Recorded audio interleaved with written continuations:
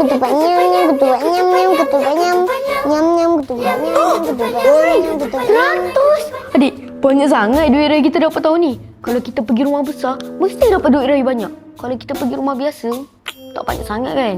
Selalu macam tu. Memanglah Abu Ma, tapi Abu Ma tahu tak yang mana lagi bernilai? RM100 lah. Salah yang RM1 ni. Kenapa pula?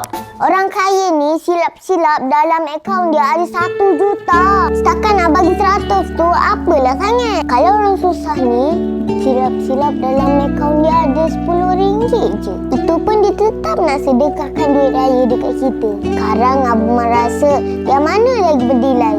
RM1. Alhamdulillah. Yang RM100 ni bagi adik. Hah? Jap.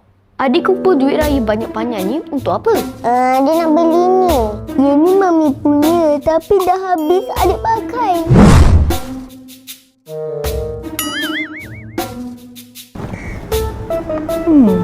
Cantik juga warna ni lip tint serum ni.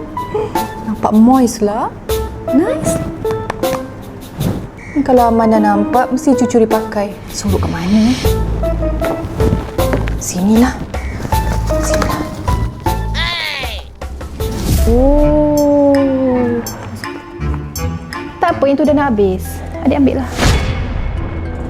Suruh kat mana ya? Kat sini kot. Dia ingat Mami tak nampak ke dia nyuruh kat belakang tu. Mami nak suruh yang dah habis kat sini lah. Yang baru beli ni, Mami nak suruh kat tempat lain. Ha?